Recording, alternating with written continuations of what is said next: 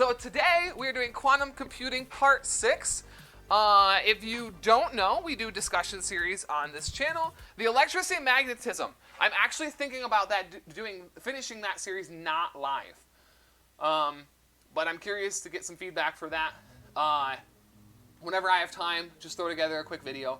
Put it on the YouTube, !YT. You can find all of these videos on the YouTube. I cut them down, edit them up, and then put them on YouTube. We're doing on Wednesdays now. We're switching over by popular vote from last week. We're switching over to quantum computing on Wednesdays by popular vote, and that vote was not Tyrion's, which makes this all the sweeter. We're on quantum computing part 6. Last time we talked about the Deutsch-Josa algorithm, and I have in the notes that I literally just put on Discord. You can go take a look at those. I'm going to be kind of referencing those. So we have the algorithm. I'm going to read it, but I'm not going to go on each of the steps. And we talked about how the inputs, but basically the idea of the Deutsch-Josa algorithm was if you could only send classical information one at a time, is there a way that you could quantum mechanically send a bunch of information, just once and get the exact result? And the answer was yes. You can send a lot of information via one message in a very particular way. And that was what Deutsch and Josa proved. However, there was a lot of caveats with that. Like you don't always, you won't be able to know the information that you send. So it's not really a realistic, or there's no realistic way to do this yet. And there's actually not a real problem that this solves. But in theory it works, and it shows us that this is a very powerful system of quantum computation, and that maybe another type of experiment could stem off of this knowledge, right? Which is what we're interested in. So what happens is, let's do a last time. So the input is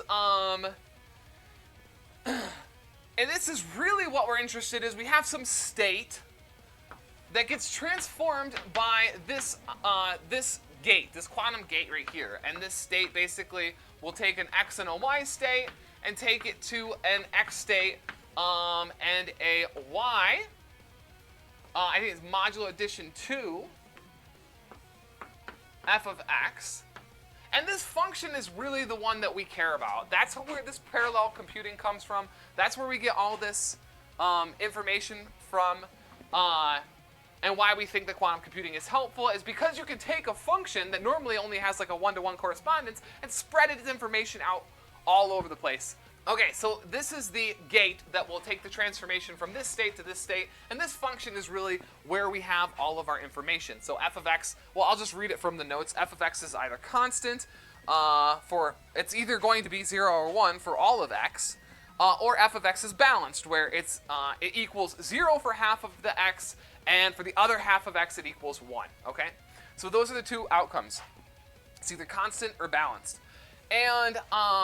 And the Deutsch-Josa algorithm, you can, like you said, you can go back and watch the other video, but they go over a specific scenario where this might arise, but again, it's not connected to a real experiment yet. Okay, what's next? Oh yeah, so then the outputs, you measure a state, one state, and it's, oh, I have a 1 there. That doesn't make sense. And then it's 0 if and only if f is a constant. So you can find out by taking one measurement whether or not your function is either going to be balanced or whether or not it's going to be constant. If it's 0, then f is constant. If it's 1, then f is balanced. And that's it. You get a lot of information from that. Okay? Now, so what is the procedure? Well, I didn't really go over the procedure. We went over the procedure kind of like with a fine-tooth comb, so let me just sort of outline it. But you initialize your state. You're going to have some amount of 0 states and a single 1 state. Then you create a superposition with a Hadamard gate, and a Hadamard gate simply just creates a simple superposition of a state. And then you calculate your functions by using this transformation, okay? And lastly, you perform a Hadamard transformation into a different basis, and then you measure to obtain a final output Z. And once you measure that output, then you know something about F. So you do one measurement, which is very different than what we talked about as the alternative for classical, which you take a bunch of measurements. You do a lot of measurements, and then you may or may not know something, depending on the size of the system. Whereas with this, you take one measurement and you know something about the system. And that was really the beauty of quantum computing and the Deutsch-Jozsa algorithm. Now, we're going to talk about something kind of different that maybe a lot of people don't understand. This is a Millennium Problem, something that shows up a lot in computer programming. We're going to talk about P versus NP. And what does quantum mechanics have to say about P versus NP? So P versus NP is a Millennium Problem.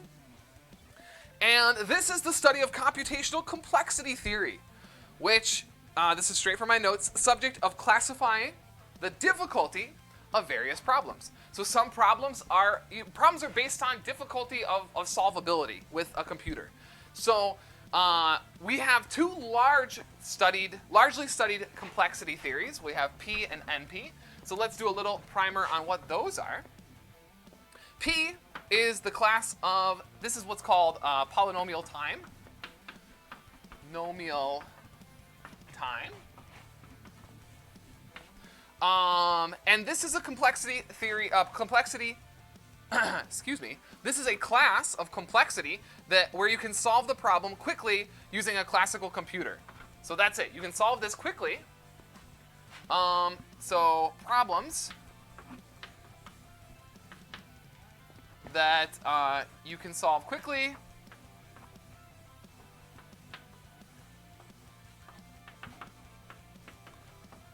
with classical computers. An example of this would be multiplication. Like pull out a calculator, do a multiplication thing. That's a classical computation. You do it quickly, and you do it with your computer. Easy, classical computer. Now, another example might be a greater than or less than. So you have you give a computer two numbers. Tell the computer to give you the largest number. That's a P problem. That's a problem that can be solved quickly and classically. And we call it quickly because it's polynomial time as opposed to exponential time. Exponential time can go a lot longer than polynomial time. So then what's NP? So NP is called non-deterministic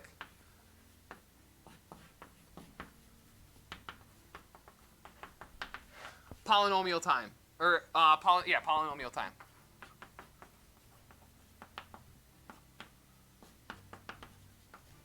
And NP is basically a guess and check method. Or if you know the answer, maybe I should say that a little clearer.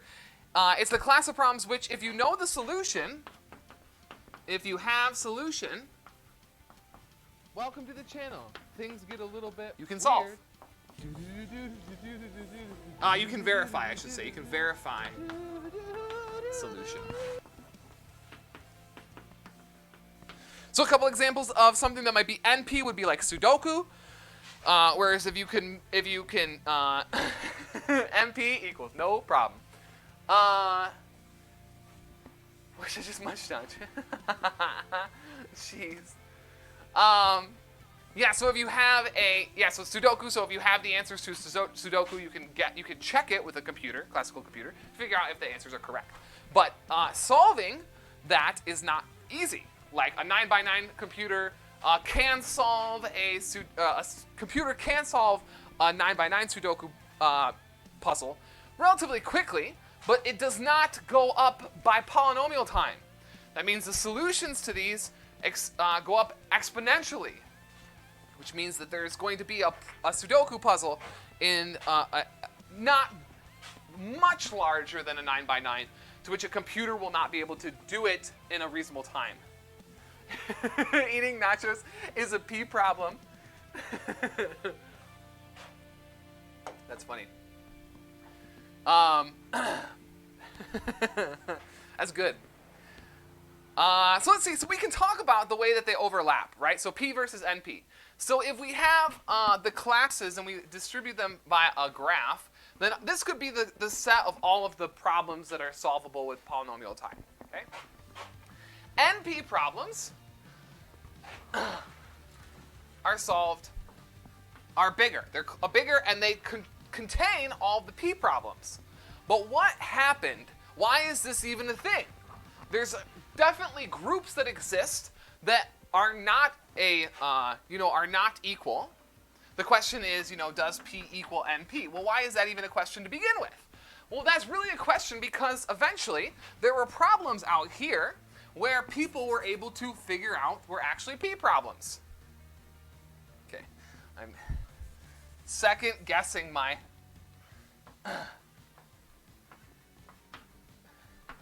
we're actually P problems. Tyrion, you be quiet. So P versus NP in a nutshell, there are problems in P that used to be thought of as NP problems. But eventually, we figured out that, wait, no, these are just P problems. So we added from NP to P, and the question is, well, is all of P exist as NP problems, and we just don't know it. We don't have a way of handling these problems, which are NP only, like encryption, such that it's actually just a polynomial time problem. And most researchers believe that this is not to be the case. And there's a subclass of NP problems called NP complete. Okay, let's erase. Let me go get this one. Ooh. This all still has to do with the algorithm. No, this is separate. Well, no, because this is pretty separate, I think. The algorithm was like one way of showing how quantum computers will be helpful, right? The algorithm was something where we didn't have like an exact way to show how we're going to solve classical problems with it, but it was easy to see that there's analogs available, okay? And now we're going to go into a quantum computing problem now we're going to show how the NP versus P is another strength of a quantum computer. Yeah. But we're not there yet. We got to talk about NP complete first. So NP complete problems have kind of like two big things, okay? So most researchers believe that P does not equal NP. There's a subsauce. There's a subsauce. There's a subclass of NP problems known as NP complete.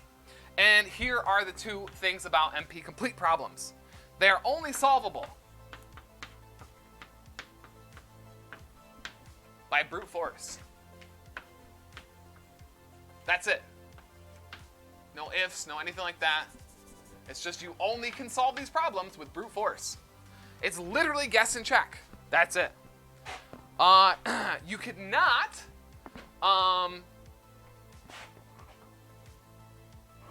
you cannot do a complete solvable problem from like analytically, right? And the problem can be used. So here's number 2. So that's the first thing. It's only solved by brute force. Secondly, the problem can be used to simulate any other NP complete problem. So the problem that exists as NP complete, well, I'll use the exact words, can be used to solve any problem of similar solvability.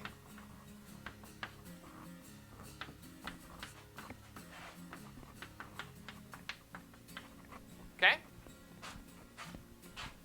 So, what does this mean for quantum computing? What does this mean for quantum computing? Well, if P does not equal NP, then NP complete problems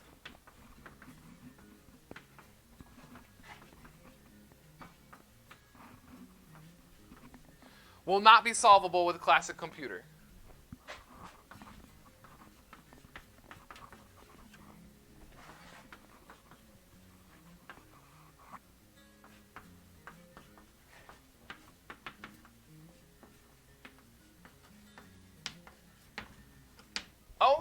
That's it.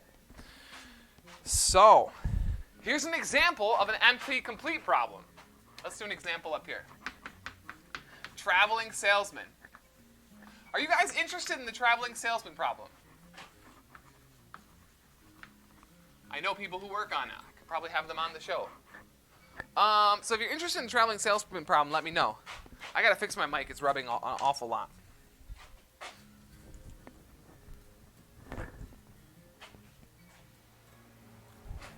There we go. It's what's the shortest path? Yeah, something. Yeah, that's exactly it. It's like how does one map out a shortest path? Actually, it has a lot to do with what someone asked earlier about the least action principle. Now, let's keep going. We're almost done. There's a couple more. Let's see. So let's talk about quantum computing. And how that matters in this situation. Factoring. Physics knows the shortest weighted path.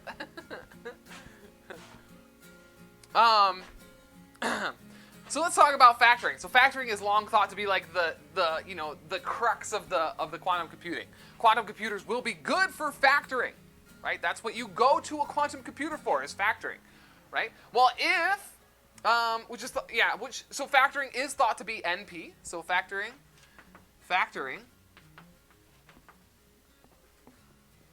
is NP. And what this means is, if factoring is in fact NP complete, then we'll know how to solve all NP complete problems with a quantum computer. So we know how to do this. We know. We smart. Okay? We know how to do factoring with quantum computing. If factoring is NP complete,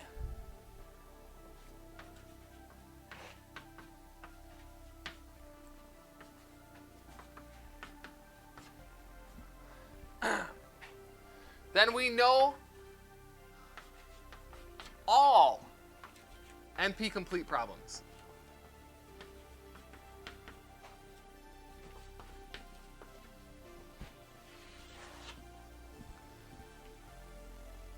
Which is, graph theory? I'd really rather not. Oh, man. So this is a really big statement. But it's one of the other things that, along with the Deutsch-Jozsa algorithm, this is another one of those things that's like really huge. It means a lot, right? Because I'm stating that if factoring is NP complete, then we know all NP complete problems. That includes encryption, or not encryption, the traveling salesman.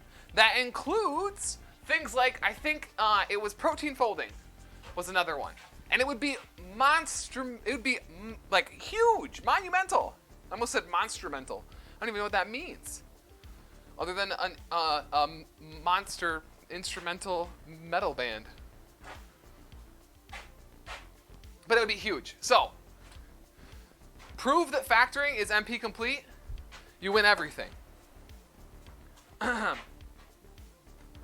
then we have to make sure that we know how to do quantum computing. All right, so we're going to talk about a couple other classes of information, or classes of complexity that are interesting, and we're going to sort of show how they all fit together in this large spectrum. But that's really the benefit of quantum computing. We're just going to introduce a couple other ones that might show up later in some of our discussion, and I'll want to reference part 6 when we get there. Maybe, if we get there. So let's just do it now. There's just a couple more. We have p-space. This is kind of an interesting thing that might limit.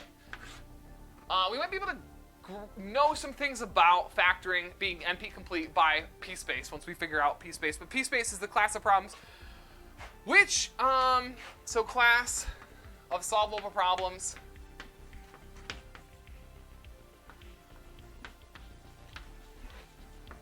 But it's completely dependent on size. And depends on size. Like physical size, not computational size, like physical size. Like this, we're talking about tiny, little bitty computers. So that's p-space. So these are the problems that can be solved in used resources in few spatial sizes. All right, so p-space is believed to be larger than p and np, and it's believed that that they're both contained inside, but we don't know for 100%. I mean, there could be p problems outside of p-space, we just don't know. But it is believed that it's larger and it contains all of them. We also have another class called BPP, which is bound error. What is it? Bound error probability polynomial time problems. I think that's what it's called. Someone can fact check me on that. But it's a class of problems that can be solved using randomized algorithms in polynomial times. So using random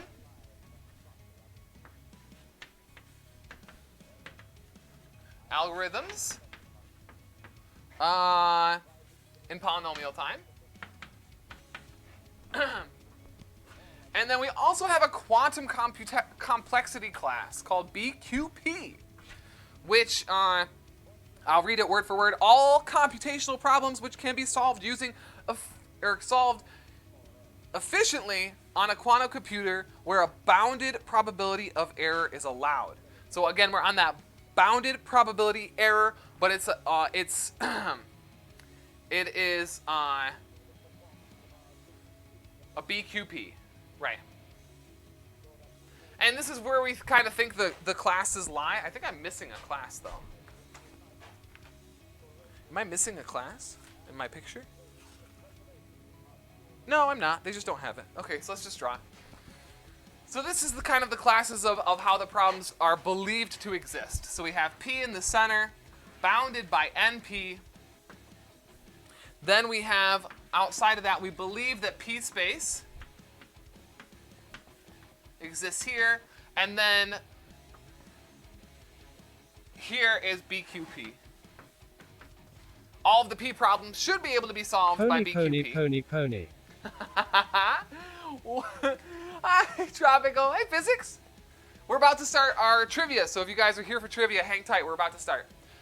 So P space is outside of NP and P, but BQP has some overlap with P space, but not much.